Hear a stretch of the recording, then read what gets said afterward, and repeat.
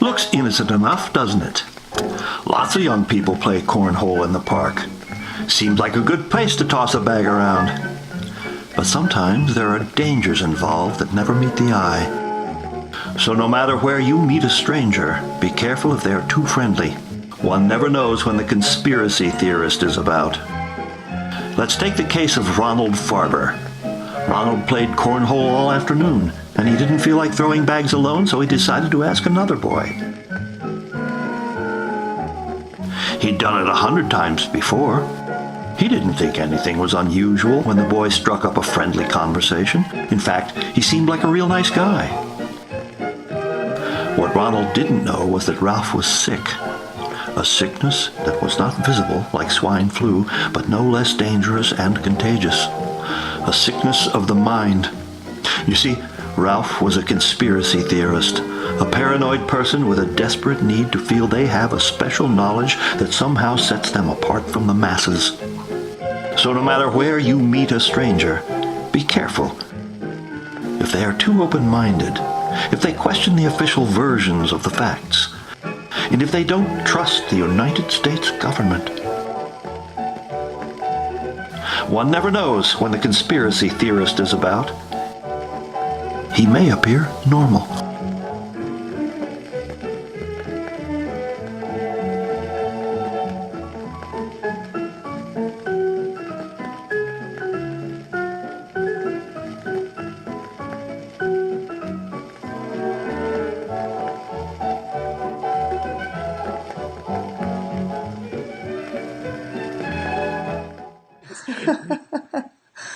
Oh, you too. This is really nice. So, I want to talk to you about your awakening process because I'm finding myself just submerged in suburbia in Canberra, Australia.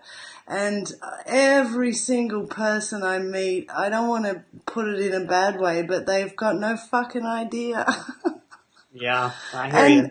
I've been in places where there's been a lot of open-minded people, and just recently coming back to my hometown and seeing all the people that I know from my childhood and my family, and it's just so devastating to see that I'm just still put in the box of kooky person. And I know it's something you guys have gone through and come out of the other side by making these beautiful creations to just shove it back in the faces of the people who are shoving it in the faces of us. Yeah. Is this the interview right now? Have you already started? We can start now. Did you want some tea? No. I got a Salute. some beverage right here. Cheers. It's whiskey. Oh, yeah, me too. Yeah, it's 11. It's time to start drinking. A little late, actually. Yeah, it's a little late to start, but You animals. You couldn't have complexions like that if you were drinking at 11. True. Yeah. No, actually, neither one of us are drinking anything at the moment. It's actually fake. It's plastic surgery. Oh, really? Botox? We're in Hollywood after all. I've got to get to LA, man. I Yeah. need some Botox or Oh, something. Botox.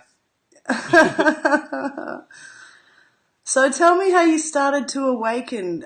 You can go first, Kevin, because I know Benny would always naturally speak first, and I like to disrupt shit. Disrupt the flow. Is that true? The awakening process. Well, I guess it's been a lifelong thing, but ultimately it was 9/11. In short, I had always been a questioner, both of us, and when 9/11 happened, it took a few years for it to actually really like kick into gear, into effect, and it was the result of a couple of videos that we saw and sort of sharing that with each other, and then just progressing from there. You know, it was like the cliched rabbit hole leap into, and then you just keep on tumbling and tumbling and tumbling, and it never ends. And for the videos, Benny and I were always making videos. I've been making videos since like the 7th grade, and he and I were always doing. It was more like video albums. Like instead of photo albums, we always had a camera with us on our trips, and there was never any real story to what we did. It was just capturing the moments in our lives and editing them together. And it wasn't until 2012 literally like January 1st, 2012, and maybe a little before that, that we got together and we put together our first video, which was the public service announcement Conspiracy Theorist. Beautiful one, too. He did that in response to a friend who had made a video that was about conspiracy cologne, it was really funny. And he did it just for fun, and we did ours just for fun. But once we saw the final product, we realized that we had tapped into something. So it was kind of like this combination of like one path was going down the rabbit hole and truth seeking, and the other one was like making these funny videos. And then when the two roads met, Joycamp was formed. Yeah, I should tell everybody, you guys are from Joycamp, and I know you're not the only two, but I sort of see that you're the original creators because you're in every single one and you hog the limelight and all that, but you have a lot of talented friends who help you out, I know that. We do, yeah. What happened with you, Benny? My awakening. Well, I've been asked this question a lot, and I've thought about this a lot. I feel like... not to sound pretentious, but I feel like I was always awake. I mean, I feel like I was a curious mind as far back as I can remember. And I was definitely encouraged to be a critical thinker by my mom. So at a very young age, I was asking questions about, asking big questions about things. And I remember as a kid learning about JFK. Mm-hmm. And you don't, from my age, you don't learn about JFK without learning about the assassination as well. And learning about that, I learned that there was also a conspiracy surrounding it, and I just gravitated towards it. It made sense to me, and I liked it. And I thought that was cool. I was like, yeah, there's something else going on. Like, this is what the government's been lying, and I liked that. I mean, I didn't like that it was a conspiracy, but I liked the idea that there was an alternate story. And then, so my childhood was basically like that, and I didn't have any religion, so I was always asking, huge questions about... Not even Charles Darwin? Well, I definitely was brought up, I guess, believing the idea of evolution. But then, like Kevin, it was 9/11, and I remember on the day of 9/11 being really confused by what was happening, even though I was, I guess, buying the story, because we really had no choice in that moment, a lot of us. But there were so many things that were peculiar about it. I remember seeing Colin Powell on TV saying this is obviously a declaration of war. And I remember thinking, that doesn't make any sense. I was an 18-year-old kid, and I thought, that doesn't make sense. These could be, hillbillies in Alabama. We don't know who did this yet. To say the declaration of war is jumping to conclusions. And it seemed weird to me that was the initial reaction. And then, of course, watching Building 7 fall on the day and hearing Tom Brokaw say, oh, it looks like a controlled demolition.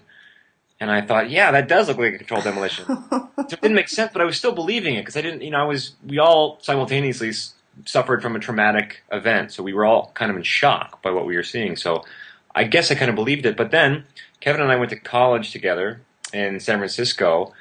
And this was still I don't even think YouTube was out yet. I don't think it had even been created. So videos online were not, that wasn't a thing really.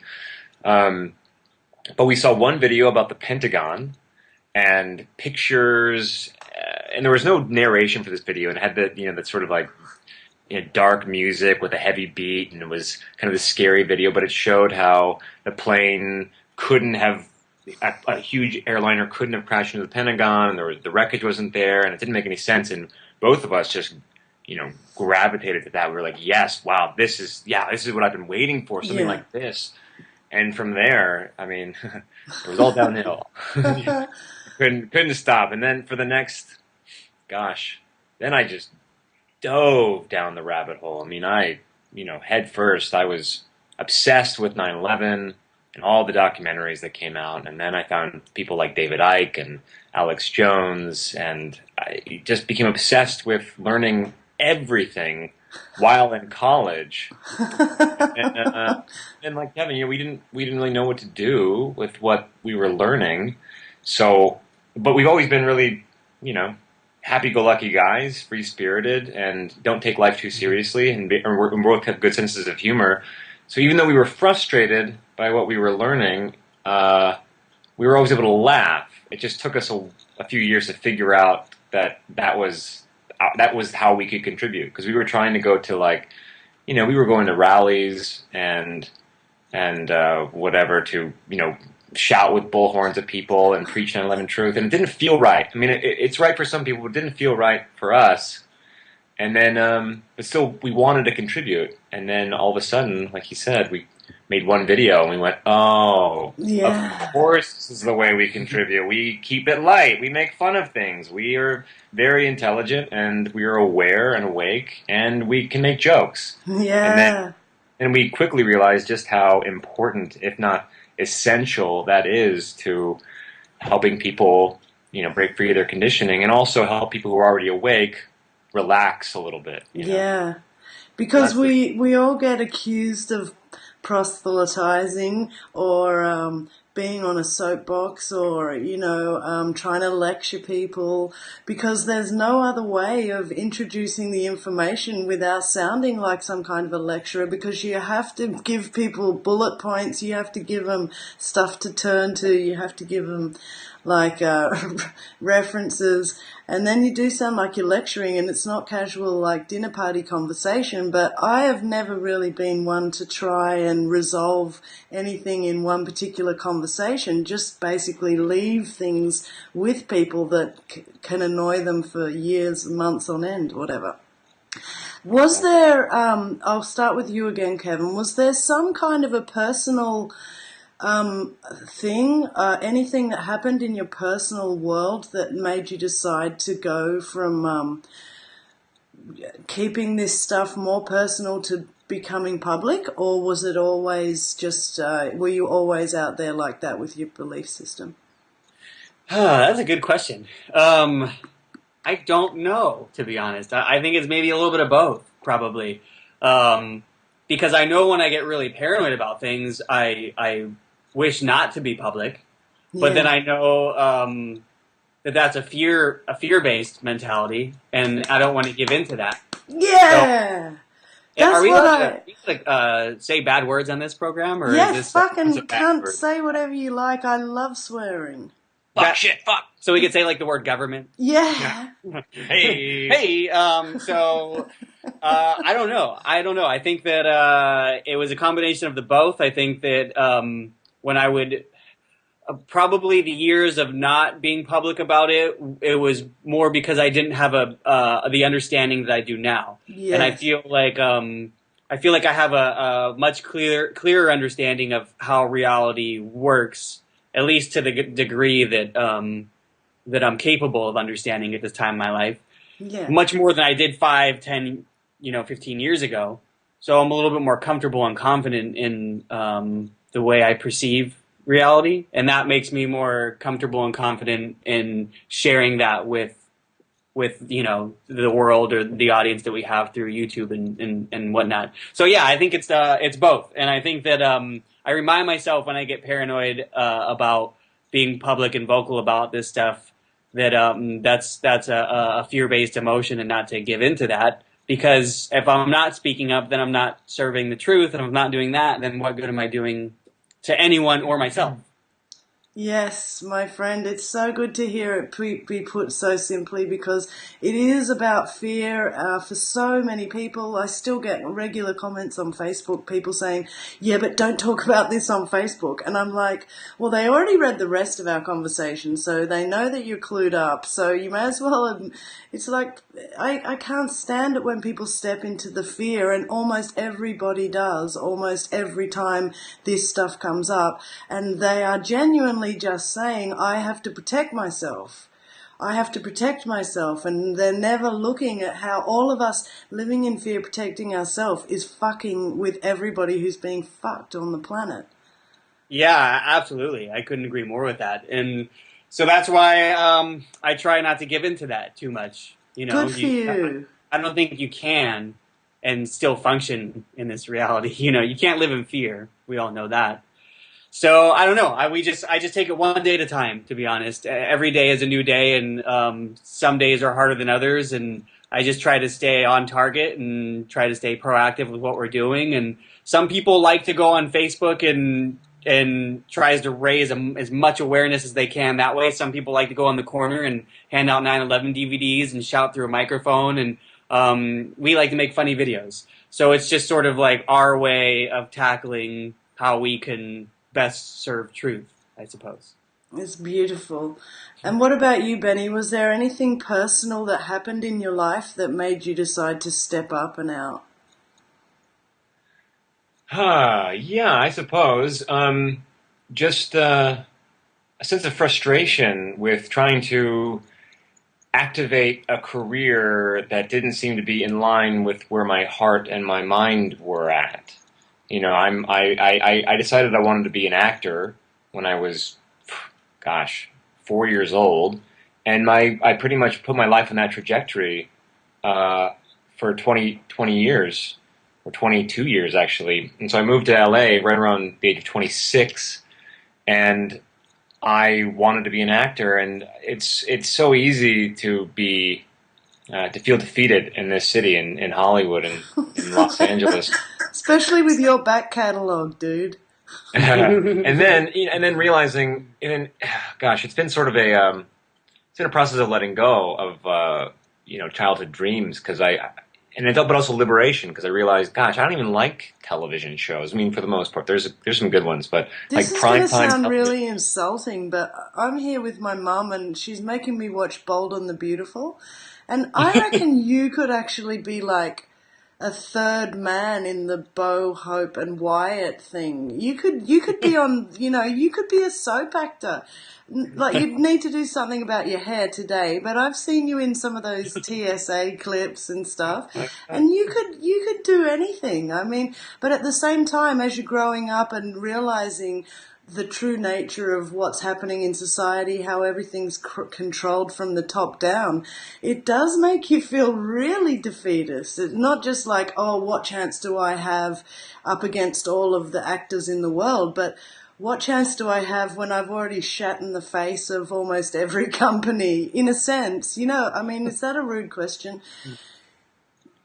Well, I don't even know how to respond to that. I like to believe that there are people out there who can make great stuff and use you in it, who are in positions of power, and I am sure that sooner or later some people are going to pick up your work, Joycamp, and make a lot of money out of it for you guys, I hope. But do you worry that you're sort of farting in the face of the highest up men of your profession? Yeah, of course I do.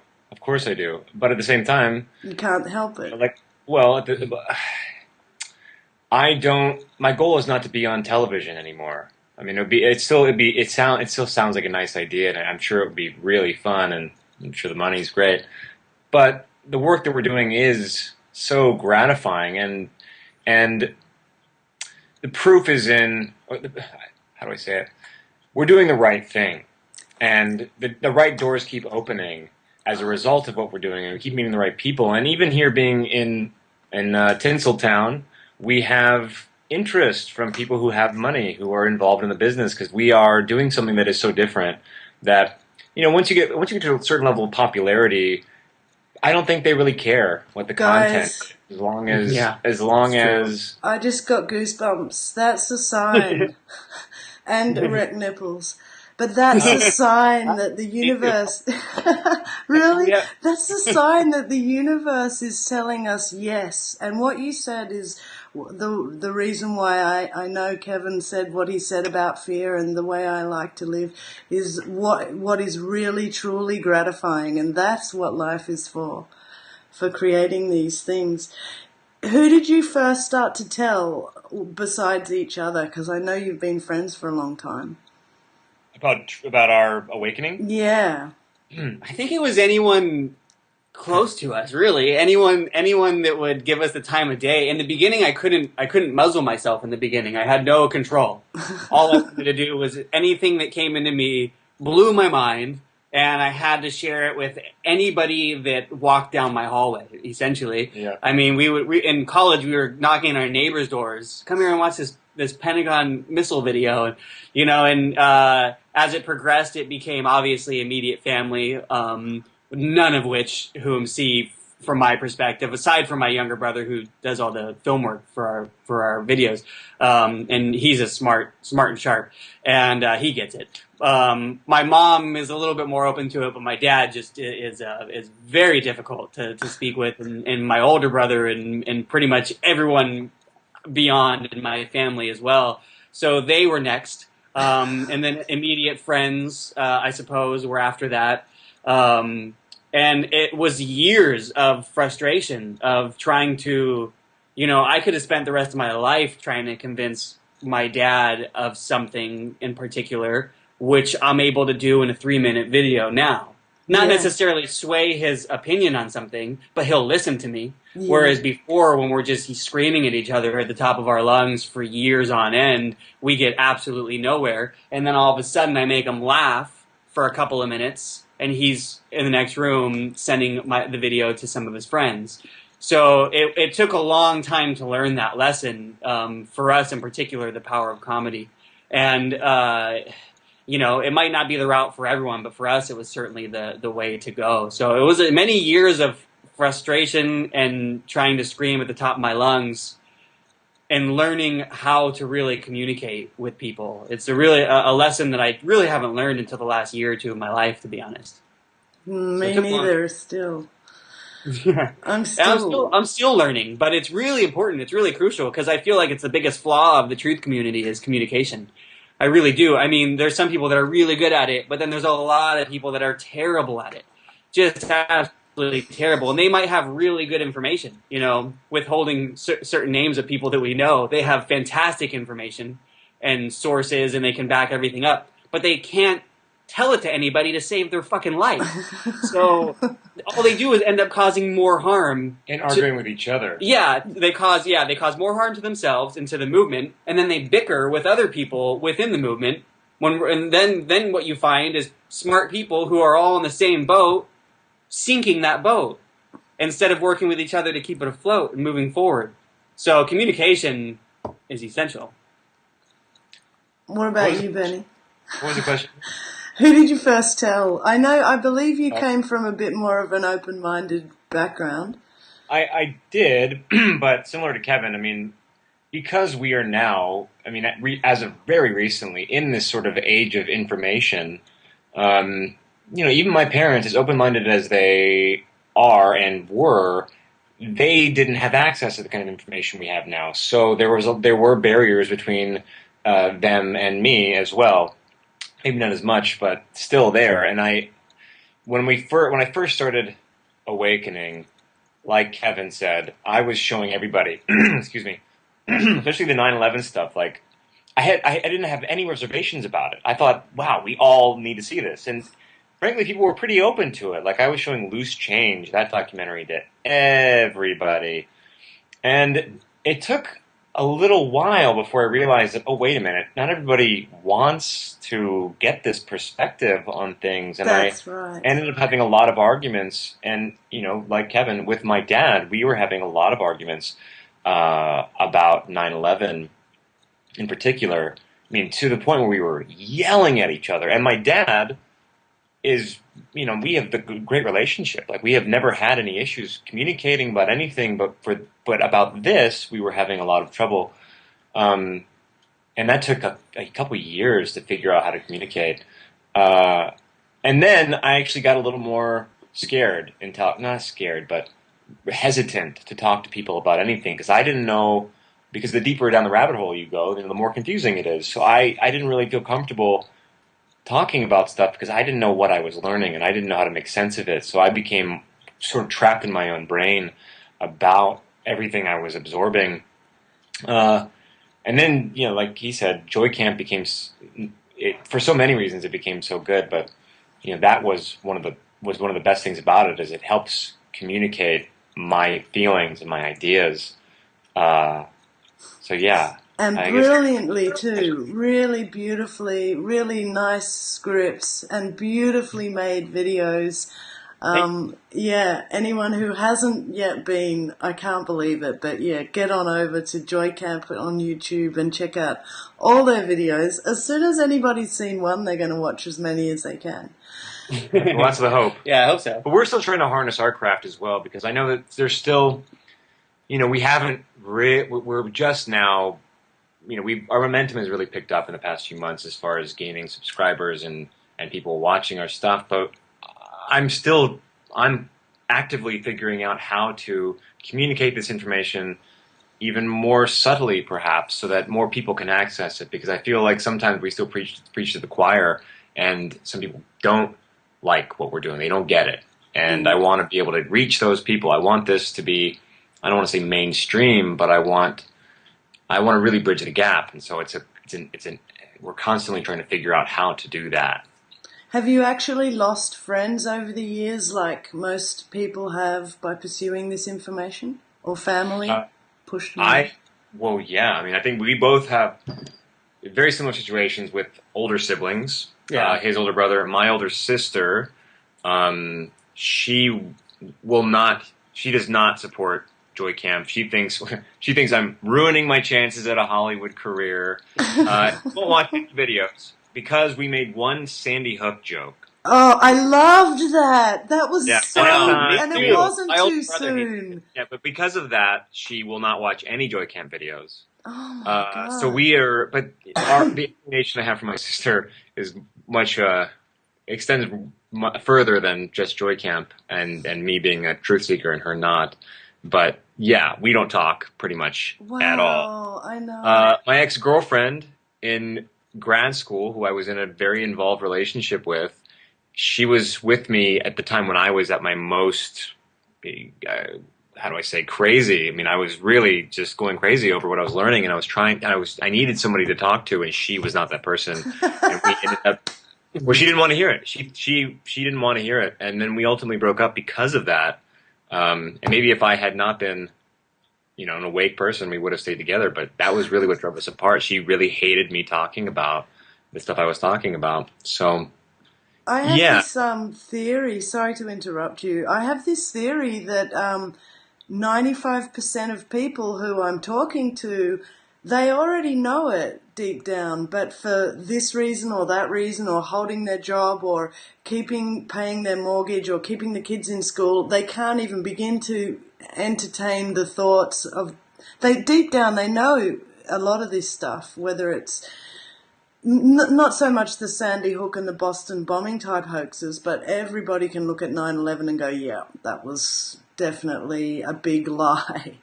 But a lot of them, it's like, as a friend of mine said, a lot of people know this stuff, but they just don't choose to live that way. And that's what pisses me off. It's like, if I'm going to risk my ass, you all, as my family and my friends, you should be helping me, because you're only hindering all of humanity, but also me, by just sitting in that lie.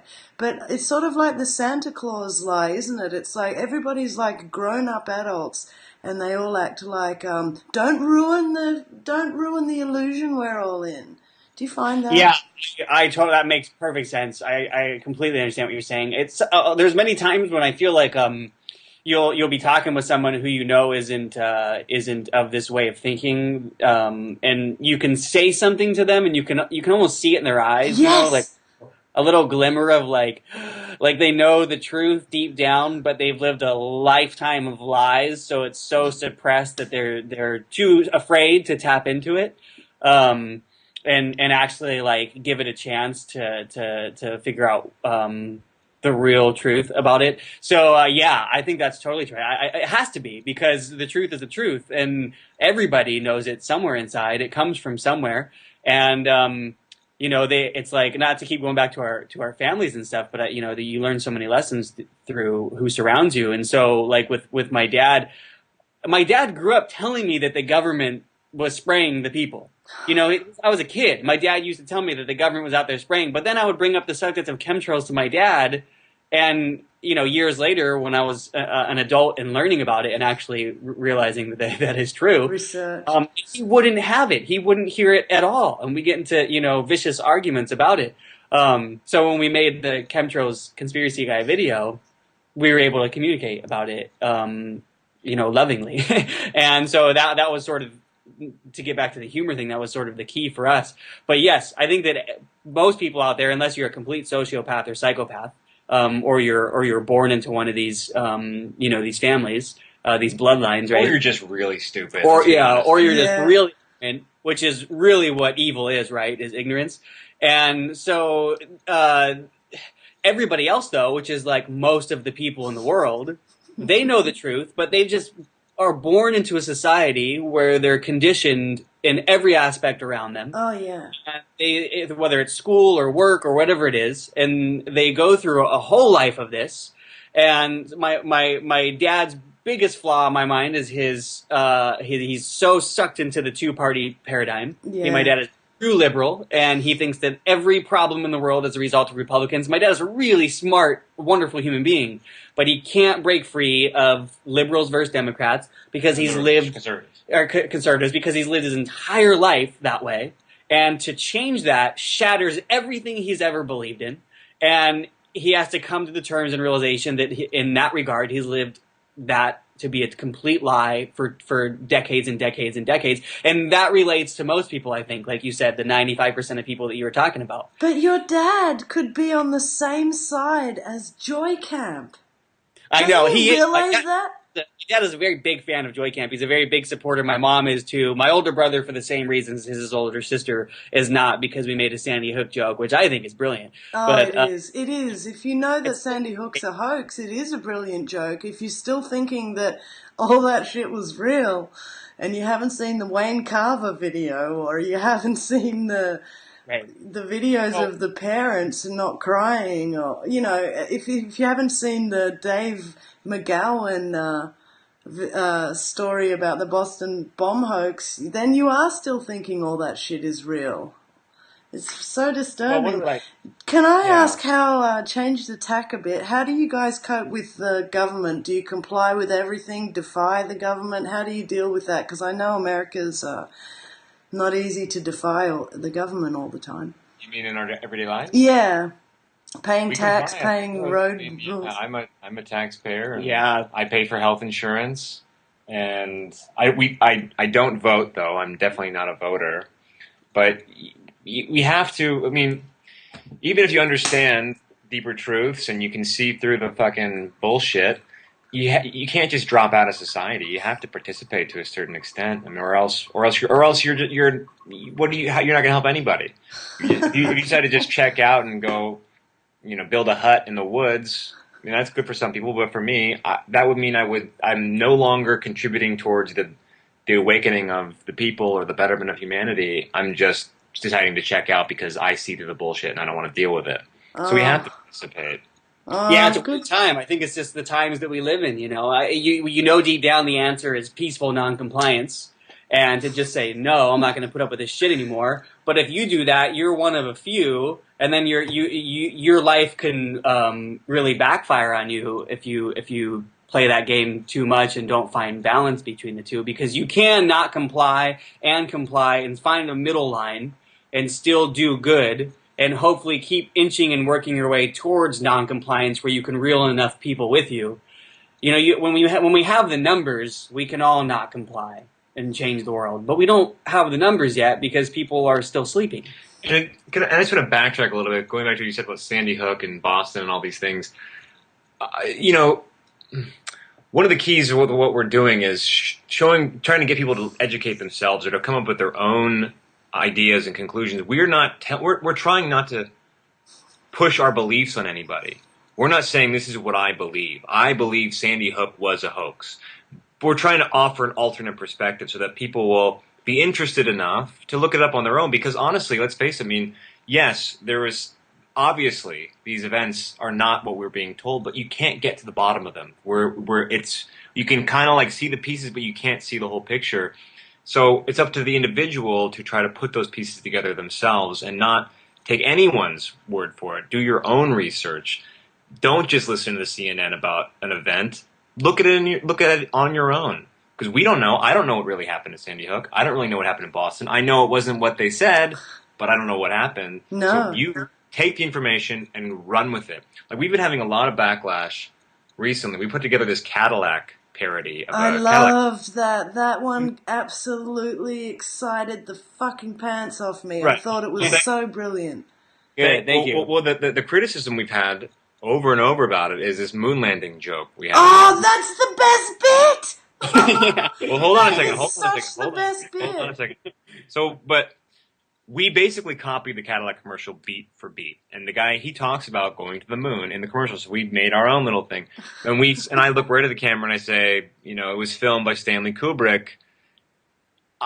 I don't know if that's 100% true, but since we were copying the commercial beat for beat, we said it just like that, and with the intention of getting people to go, what? Wait, hold on a second. The moon landing by Stanley Kubrick, so they can go out on their own and look it up. Yeah. We're not, even though we are saying, yes, you know, Stanley Kubrick directed the moon landings in the video, Benny, don't necessarily, I don't know that that's the truth, but it's an idea and it's perspective, and it's a different perspective that people should entertain, because And for why me, not? yeah. Get all aspects of a situation before you jump to a conclusion. But I kind of like the backlash a little bit. A little part of me kind of gets off on it, because if somebody's going to watch the video and then take the time to write some snarky comment, oh, I was all good except for the stupid moon landing joke, if they're going to take the time to do that, then you know it struck some chord inside of them. Yeah. And maybe, just maybe, they'll go and Google those words together,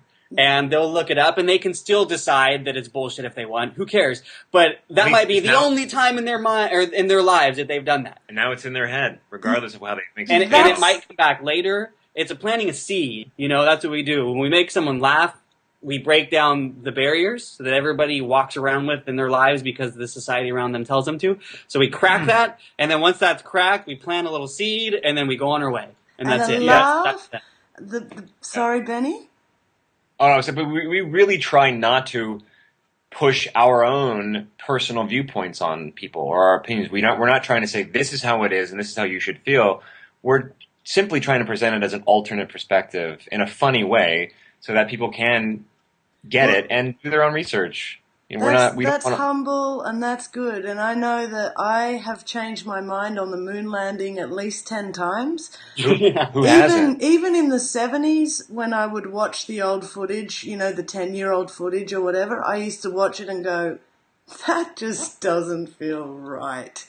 I couldn't describe why. And then I had a friend when I was in my early 20s who was saying, oh, it's bullshit. And I was like, so mad at him, because I was like, as if they could keep a secret from that many people, you know? As if that many people would keep a secret, which is the age-old argument. Right, everything. Sandy Hook, 9/11. And then I started to do more and more research, and then I watched Bart Sibrel's film, which is really good. A Funny Thing Happened on a Way to the Moon. That's got a lot of info. But just in the last... and I think Bart Sibrel's film and a few others, he's got the footage of the astronauts covering up one of the windows when they're still within Earth orbit, trying to make it look like they're just on the doorstep of the moon. And that pretty much gave me the gut feeling. And what I like about that Cadillac commercial that you guys made is that you are going with another possible truth, and you are saying it with conviction. And I like to think that sometimes your soul does know the truth, like you said, Kevin.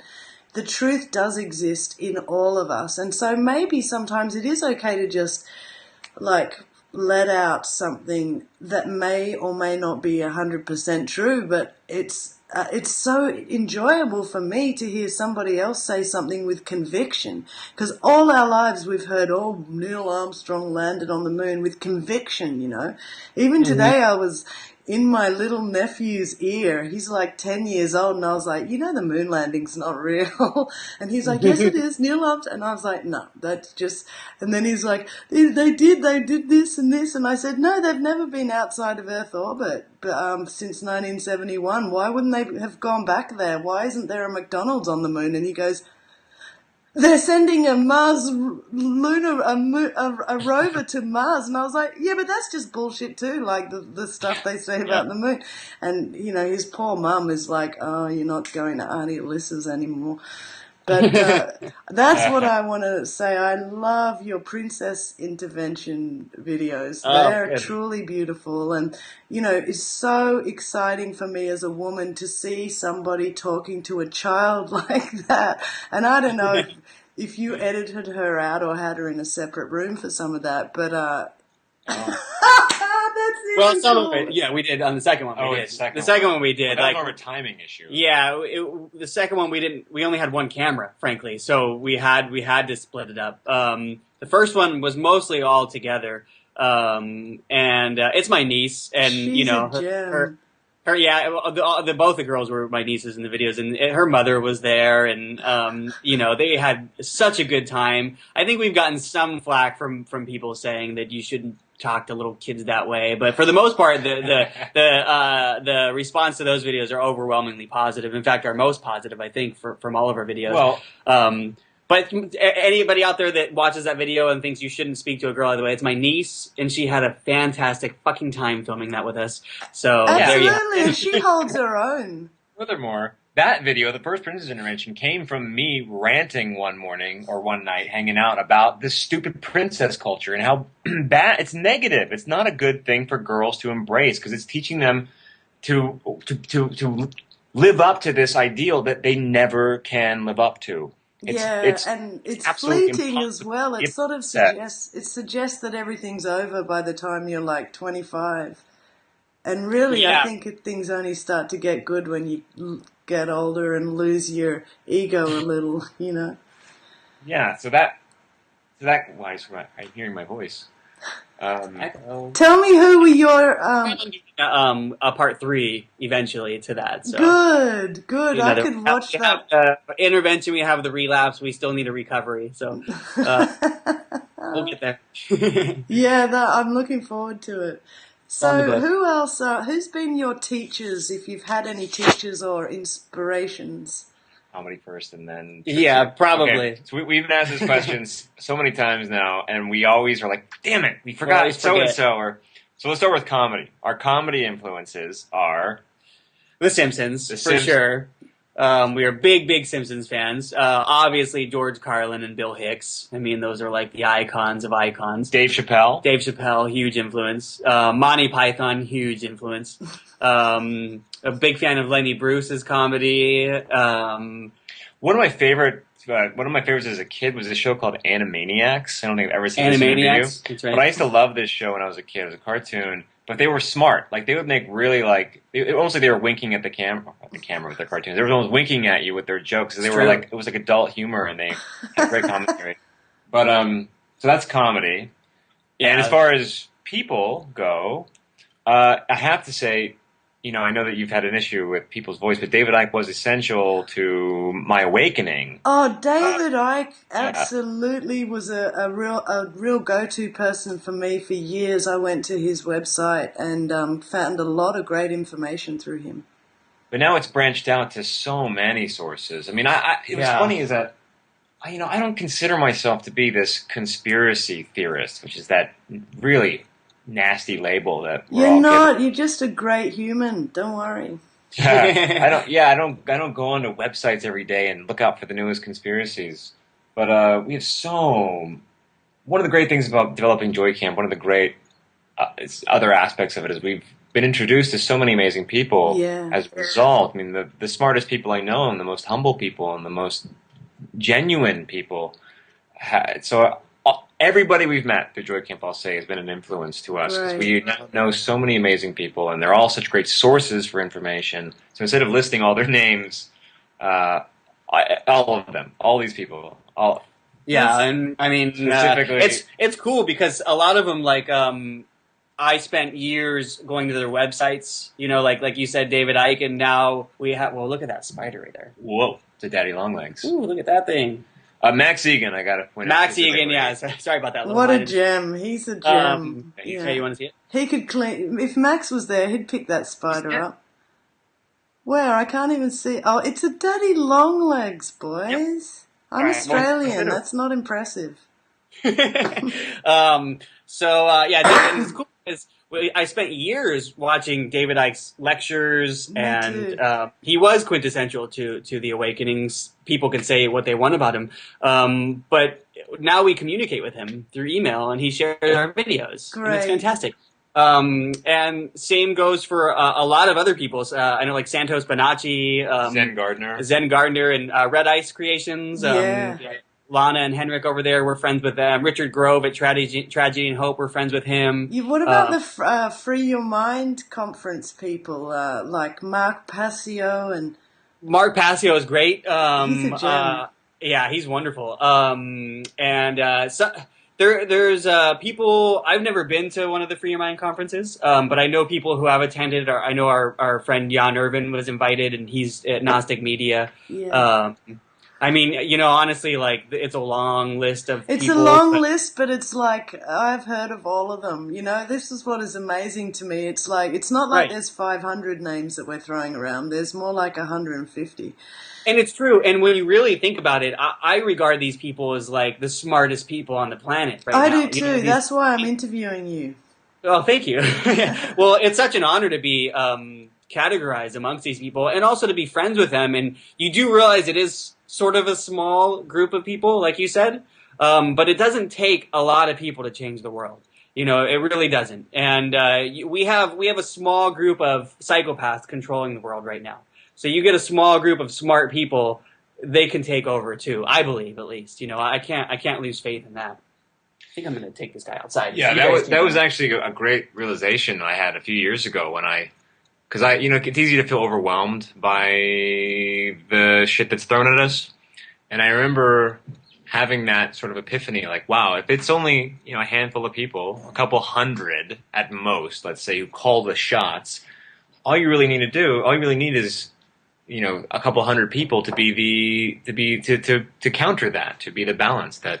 Yeah. And the key is, I think, which is what we're trying to make happen, is make it cool. People don't like to be separated from the pack. People are afraid to be individuals. So if you can make it cool, make it a trend to be, let's say, anti-government, people will shift. People will stop looking right and they'll start looking left. I mean, they will come over to their side. You just have to make it. You have to get it. You just have to get them all to come sway it all at the same time. You don't need everybody to wake up. You just need them to come over to our team. Here's another big influence. Oh, Manly. Ah, This is yeah, I've tried to listen to a little bit of Manly P. Hall, without much success, but I think I need to read his books in my own time a little more. But yeah, he's old school, isn't he? He was like He is. the We original. always every time we bring him up, there's always somebody out there to say he was an occultist, he was a Freemason, he was satanic. Always somebody out there to say that. But if you really take the time to read his words and listen to him, I think he was probably one of the most brilliant people to ever graze this planet. Yeah, one of the greatest philosophers of at least of the 20th century that nobody really seems to know about. Yeah, well, I mean, Jordan Maxwell always talks about Manly P. Hall as being his, like, go-to guy. So, yeah, that's interesting. Manly P. Hall, I'll have to get around to that. Jordan Maxwell was another one. I mean, Yeah. early on, yeah. that he really, I mean, I realized that he was around doing this sort of stuff way before the internet, and that was impressive. Yeah, kind of. People come in waves. I feel like even Alex Jones and Infowars was essential at some point in time. But I find when I go to their website now, all that fear and paranoia starts seeping in, so I can't spend too much time with those guys. Although I think they do have good reporters on their place, and it is a good source of information in some regard. But I feel like if you spend too much time with Alex Jones, you're going to become like Alex Jones, Yeah, right. And we don't need another Alex Jones. He's enough. No, He's no, like I don't- five anyway of himself. There's only enough room for one Alex Jones. And there is a lot of it is coming from Endgame. It's like they're Right. going to kill you, and it's like I think for me, you don't even get into this kind of work or this kind of movement unless you have given up your fear of death. So I don't know Right. who he's talking to, but that's where I want to go next. I'll start with you, Benny. How do you feel about the concept of your consciousness surviving the death of your body? Like life after death of some sort?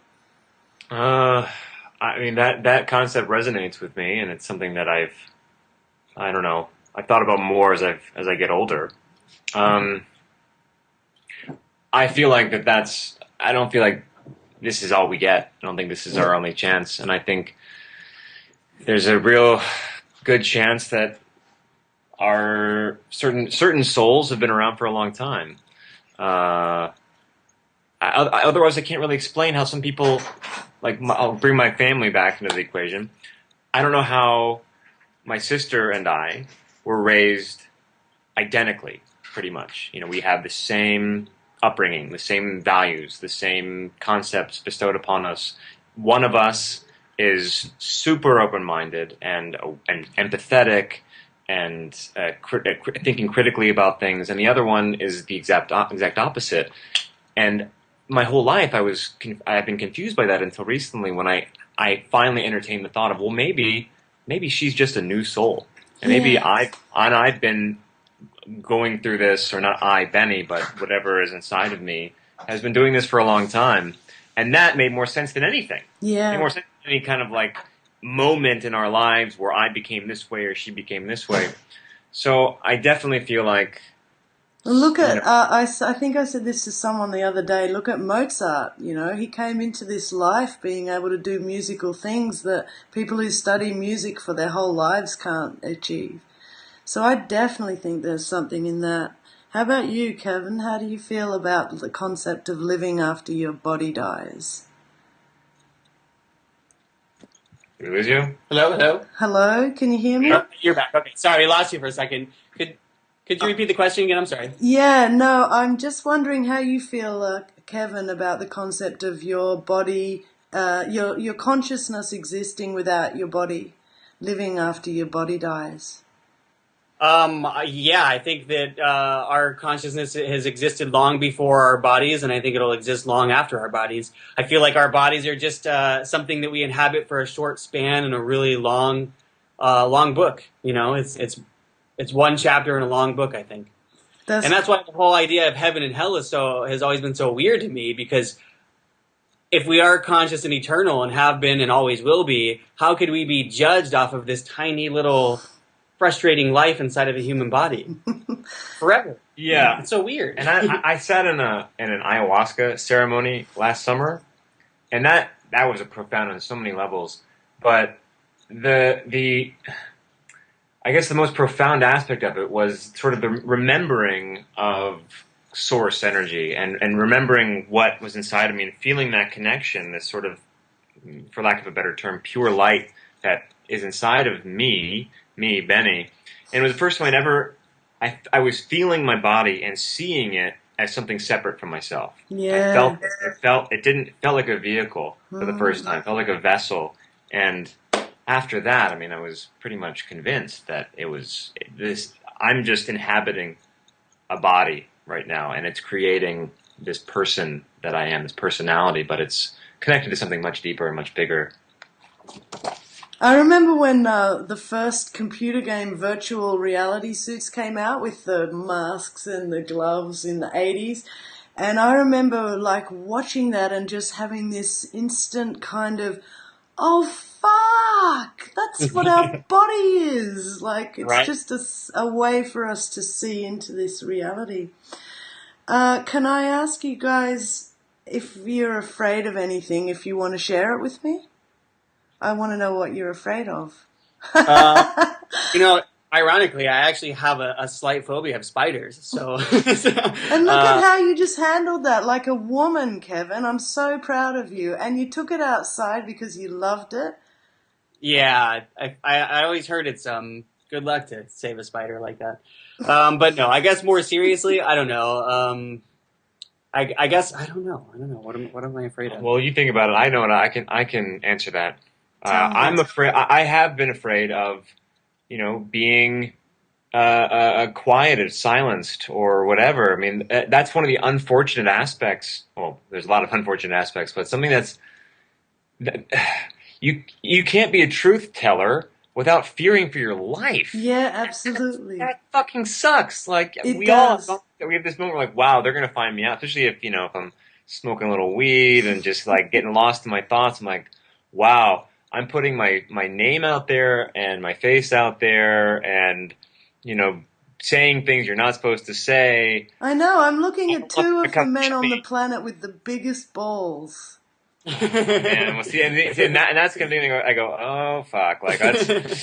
Hopefully, they see it as a joke. We're joking. So I you think can always, as if you can turn That's around and go, we were only joking. Of course the moon landing was real. well. If they fucking want to kill me because I'm saying the moon landing was a hoax, I mean, I they got don't some. think so, but you never know who you annoy. You never know who you annoy. But the thing is, that's what I like to say in every interview that we do that we will never kill ourselves ever because I feel like the more we say that, the more evidence there will be for people to look it up if it ever happened one day. That's we will never ever kill ourselves. That's so we made our suicided video, just so we like have proof. Like there it is. There's our joke. See, we know yeah, we're. and everybody out there who's into this stuff or not, watch the Joycamp suicided video because it's fucking clever. And what I love about it is you're making fun of exactly what is real for you and what is real for anybody who wants to, even investigating this stuff secretly on your own, you're still aware that you're making yourself a target. Right. Yeah. I guess that is the fear that 1984 that we're living in now will be like the actual book. You know, it's hard not to be cynical at times and fear the worst of this, what the system can do to people. But you know, I guess at the end of every day, it always comes back to like, if we don't stand up and do something amongst that fear, then what the hell are we going to tell our kids and our grandkids? Yeah, because they might not. In 1984, they didn't have the freedom to do that. I mean, by the end, he loves Big Brother. Yeah. That was it. It was Yeah. over. We are at that crucial time where we actually still have some freedoms to be able to make these videos and put them online, whereas who knows where we'll be in 50 years. So it takes people like us to do what we're doing. Hopefully. Oh, I think that's so true, and I'm just so grateful to be in the company of other like-minded people, other like-minded souls, because I am aware that a lot of good people who I know and love may or may not know this information, but they will not publicly come out yet. But I'm saying yet. Any single one of them could get the shits. You know, for me, there was a point, I'd been investigating false flags for about 3 or 4 years before 9/11 happened, because a big event happened in Australia where one guy shot 55 people in a day. And, you know, this guy said to me, I'd say, why would they do that? And he would say, oh, to change gun laws. And this was back in 99 or 2000. And I would say, as if they would kill people to change gun laws. Of course, now I know that they do this stuff, and they've done this stuff throughout history, blamed it on somebody when it was somebody else. And so for me, it's just been a process of, if we don't stand up now, somebody else either may not be able to stand up, or they're going to be in such a worse position. So we have to. Right. I don't think they can stop it at this point either. I think that's one of the reasons why we're seeing. I mean, they're trying to clamp down more than ever right now, because they realize that more and more people are snapping out of their trances. People are waking up. The TV or the media doesn't want you to know that, but it's a reality. I mean, like I said earlier, we are living in this age of information that we didn't have before, literally like 10 years ago. Yeah. Because of the internet, we're now getting access to information that has been suppressed in some cases for millennia. Yeah. So we're just now in the beginning phases of this awakening.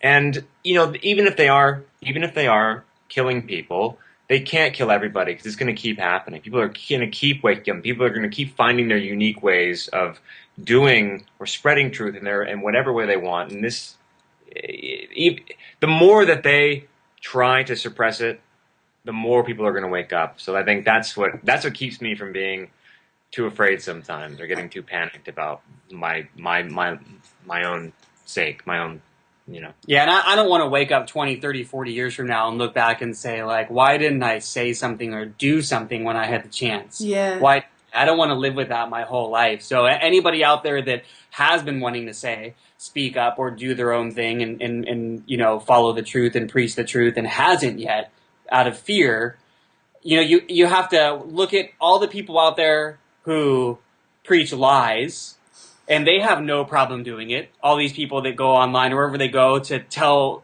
non-truths and to steer things in their... They have no problem doing that. So we need people to speak up. And really now is the time. I mean, I think it's essential. You know, you, like I said, you don't want to wake up down the road from now and wish that you could do something and it's too late. Who was it that... I think it was Bukowski that said that the worst thing is finding out when it's too late to do something. You know, I'm sort of paraphrasing there, but I love that man. He is so wise. Yeah. He was smart. Yeah, he was a smart guy. And what do you think about this idea of controlled opposition? They sponsor both sides. Can you see an element of that in the truth community, in all this information? Have you been in there long enough that you're starting to realize some of it is probably being directed at us for a reason? Yeah, I think there's a lot of disinformation out there, more than there ever has been. I think disinformation has only escalated as more and more people have woken up. So you have to be very careful. That's why things like Trivium become very important. I'm no expert at it, but if you understand the gist of it and you follow people that are really good at it, you can it sharpens your skills. And you realize that you can't make the mistake of sharing a video or something shocking to you before you actually put in the time and the research to find the evidence to support it. You know, Yeah. I'm all about facts. I spend a lot of time looking into reptilians, and I'm not saying that I don't believe in them or I don't buy it, because I'm open to anything, but I look to see what has facts and what can be backed up and what can be supported before, above all, and before anything else. Me So too, if there's yeah. somebody out there spewing something, many times you're going to find that there are disinformation agents, that there are government trolls, that there are people that go on these websites and leave these comments and do these things to steer people in the wrong direction and make these videos. So you have to be very careful, and you have to be very sharp, and you have to be very wise of how and when you share information. It's just, it comes with the territory. You know, we have it's like a game of chess. And the opponents that we're playing are controlling all the pieces, and they're very, very smart, and they think 10, 12, 15 steps ahead, so we have to too, you know? Yeah, for me it was I went into years, 3, 4, 5 years of research secretly before I ever opened my mouth about anything. And then it's so frustrating because people think you just made up your mind that day. And you're like, no, I can drag you through all this research. It's actually real. And if I could just give you 30,000 pages of references, you'd understand. And then, of course, you just sound like a psychotic freak. But for me, I don't say anything unless I've spent years researching it. And I'm still open-minded on a lot of things that are considered fact, you know, in this way of looking at things. Okay, we got to wrap it up in a minute because we've already been going an hour. Sorry to take up so much of your time. I know it's my special Wednesday. What is the video coming out this week? Can you give me a teaser? Sure, yeah, it's going to be, I guess it's Wednesday for you, but it's Tuesday here for us. So tomorrow, and I don't know when this airs, by the way, but it's probably, our video will probably have already been up by the time this is aired. So we're bringing back the conspiracy guy for tomorrow. Unreal. I you'll thought get you to could see- do a lot more with him because he's so adorable. Yeah, he's coming back tomorrow, and what I think is our best conspiracy guy to date. So Good. keep an eye out for that one, and then in a few, the one when this interview ends, and I'll go back to editing, is one that's coincidentally all about paranoia, which we've been talking so much about this interview. How being a conspiracy theorist and paranoia sort of go hand in hand for a lot of people. So we kind of tackle that issue in a video that's going to be a little bit different than the rest of ours. So that one is going to be a lot too. I was watching one of Jay Parker's talks. Do you know him? He's a very interesting speaker. He was raised in a satanic ritual abuse family, and he's one of the only people alive talking about it on the planet. And I like something about his energy a lot. It's very hard to verify. what he talks about, apart from looking at the information similarly through people like Kathy O'Brien or Fritz Springmeier's work. But Jay Parker, I was watching this video of his today and I was thinking, how long until Joycamp brings out a satanic ritual abuse comedy? I think he touched on it. We actually sort of do kind of have one, and it's the unaired hidden Joycamp video. Oh wow! We have a video that we made, and then we realized, you know what? This actually went. We don't feel comfortable releasing it because we feel like we went too far. We went a little too far, but it was about pedophilia. And satanic rituals and. Oh, don't hold back, because I can handle anything. And one day it wasn't the right approach. We'll figure out another way to do it. You do have to be careful, because one little thing can like throw off a whole sector of the community. I remember I didn't like the Adele joke about the big underpants. Yeah. But only because I was like, it's like an 80s joke. But at the same time, I know that there's going to be a million people out there that are going to love that. And that's going to bring in different people. So just do whatever the hell you want to do, you know? Yeah, we had a few people who didn't care for the Adele joke either. And it was one of those things where every time I watched it back, I couldn't help but giggle at it. I just couldn't. Well, the thing is, it does become funny, like, I don't know, sometimes you get and Adele will be okay. Oh, absolutely. And you know what? She probably loves her big undies. She's probably, like, getting fucked 3 times a night in her big undies, you know? Probably. And we did have the moment when we were making that, we were like, is this too lowbrow? Like, should we? And then we were like, you know what? Fuck it. Like, who cares? I'm glad to see that as well, because I don't like snobbery in comedy. I don't like it when people say, oh, that's just blue, or that's just, simple humor. It's like, whatever the fuck makes the people laugh. And that video is our most popular one to date. Oh, I can see why. It's brilliant.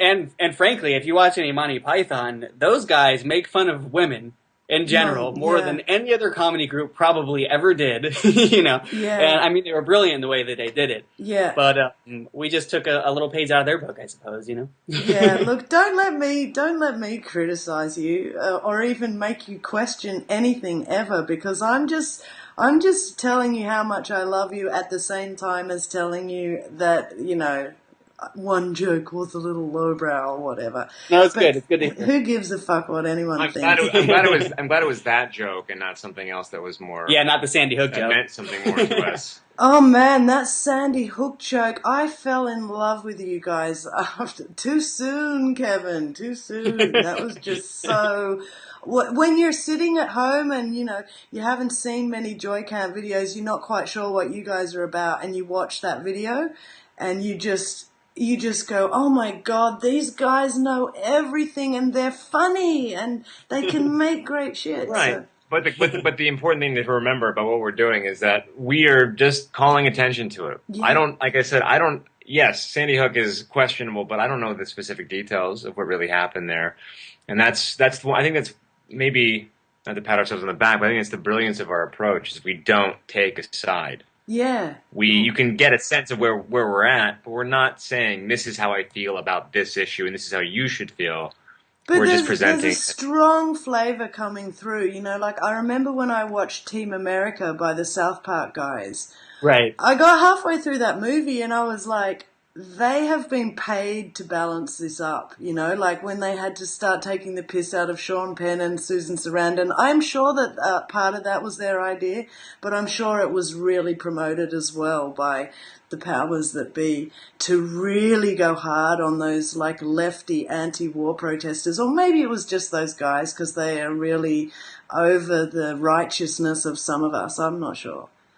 Anyway. Yeah, well, I live my life trying to find a balance of everything, and we make our videos the same way. We try to toe the line. It's very obvious that we are, we like to make fun of the establishment and the system. We make that very clear, but we like to toe the line, and I just don't feel like I'm smart enough to be like a guy who can, like these researchers out there that we get our information from. We're just like liaisons, we we have a good understanding and a good perspective, and we like to just share it in a comedic way. And not to go keep harping on the Sandy Hook joke that we made, but we made that joke because I felt after Sandy Hook that the people who were calling it a hoax were not helping anything.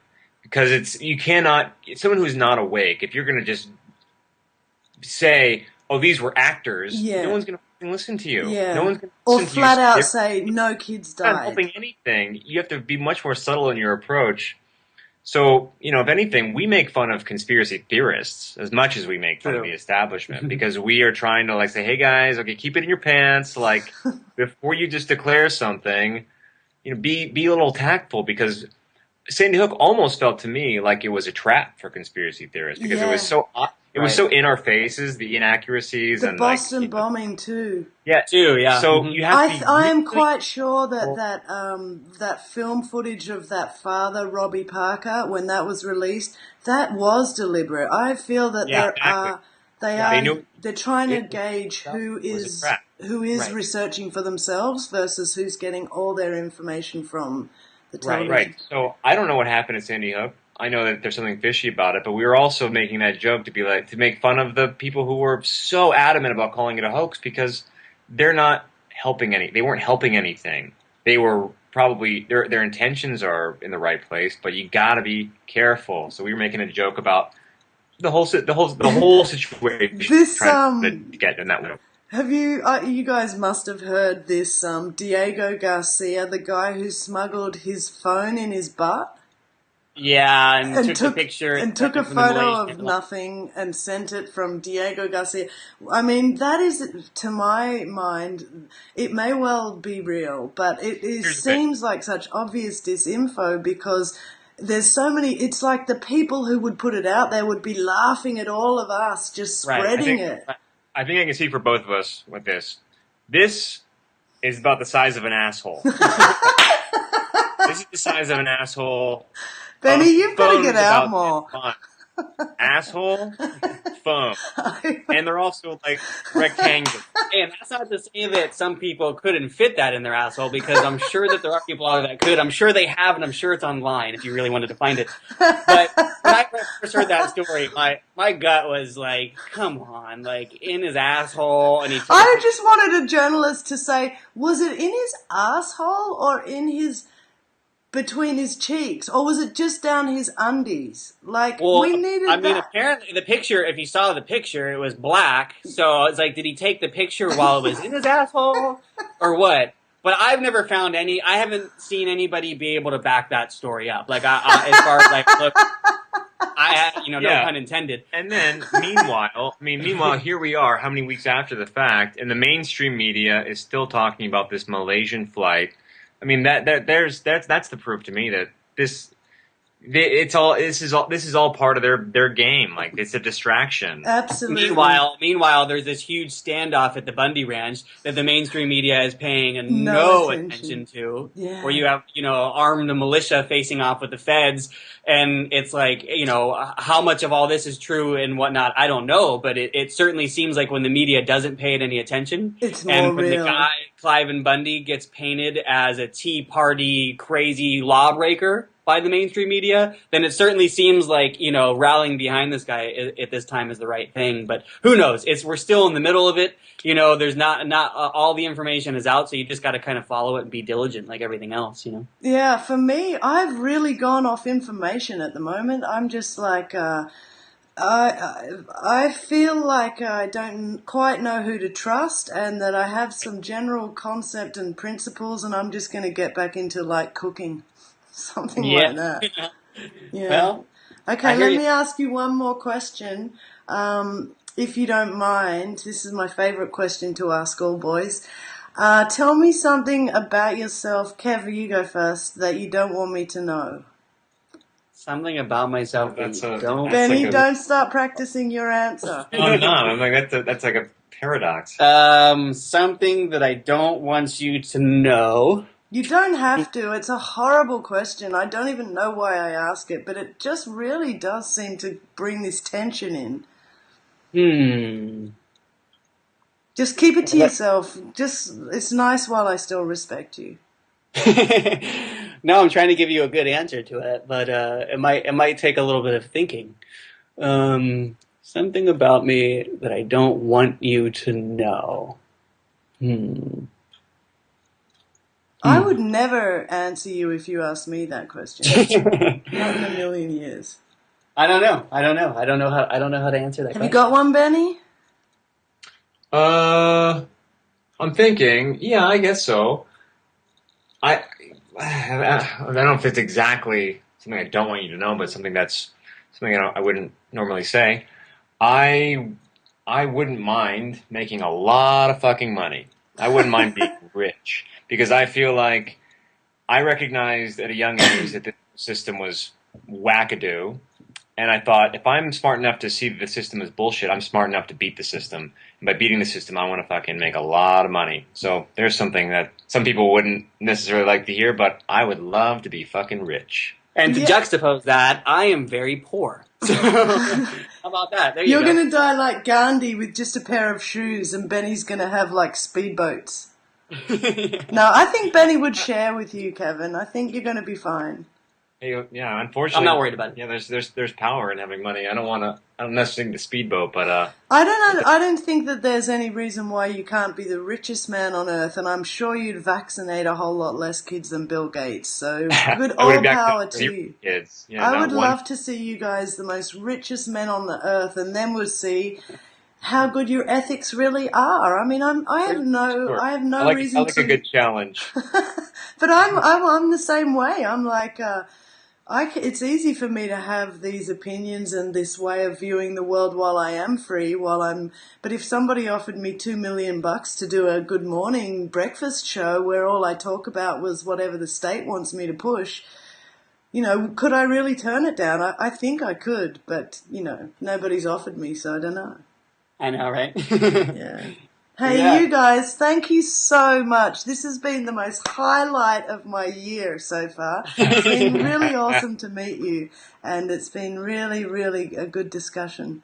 Yeah, it was fun. Thanks for having us. My pleasure, and good luck, and I can't wait for tomorrow. Everybody, if you've enjoyed Kevin and Benny from Joycamp, please go to YouTube. Benny, I only mention Kevin first all the time because... I can tell that you're just like a bit of a driving force, but Kevin's got this something else which is just as good but I always like support the underdog and, I think that Kevin's like slaving over a hot computer and you're just like faffing around dreaming up concepts or something. And to your brother... Scorpio and I'm a Gemini, that's why. To your brother it's Michael, isn't it, Kevin? Tell him that he's just as loved and, because you're all doing a really great job. Thank you so much. Thank you, we appreciate it. Good luck. You too. Thanks, Elissa. See you in another time. Bye. Ciao.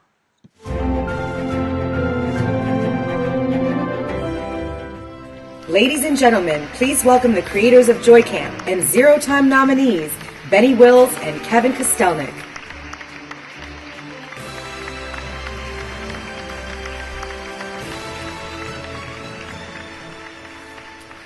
Holy smokes, huh? Let's give it up again for Robbie Parker and the rest of the cast of Sandy Hook for their best ensemble win. Wow. Benny. Sandy Hook? Don't you mean Sandy Hoax?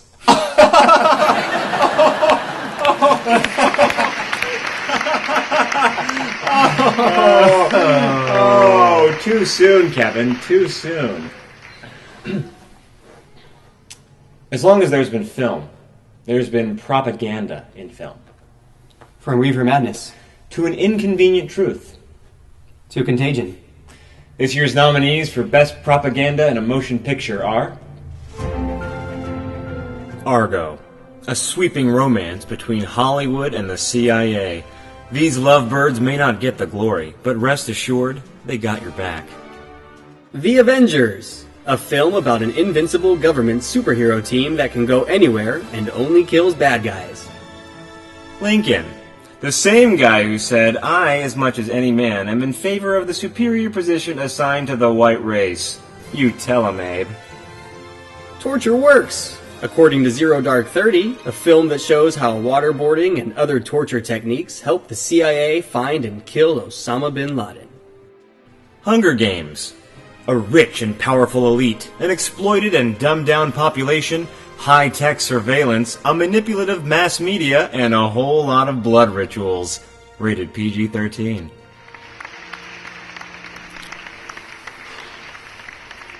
They're all winners in my book, Benny. I don't read books, Kevin.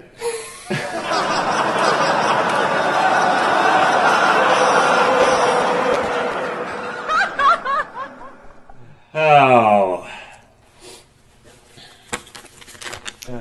And the winner is... They did it again. Zero Dark 30! Get up here, Catherine Bigelow.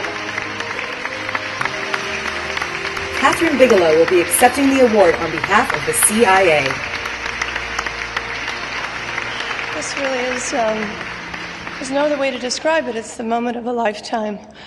I would not be standing here if it wasn't for Mark Bowl, who risked his life for the words on the page and wrote such a courageous screenplay that I was fortunate enough to have an extraordinary cast bring that screenplay to life. And I'd just like to dedicate this to the women and men in the military who risk their lives on a daily basis in Iraq and Afghanistan and around the world, and may they come home safe. Thank you.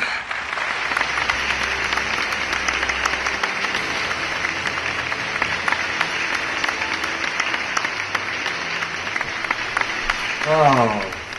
And now, ladies and gentlemen, my favorite part of the show. A tribute to those we lost this past year, to ritual sacrifice. Let's take a look.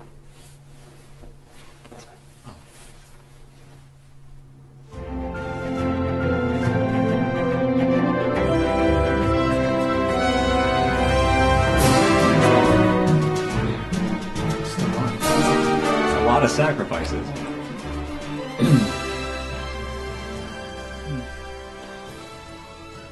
Well, I mean, do we just stand here? Yeah. Who's hosting this show? A lot of rich white people here.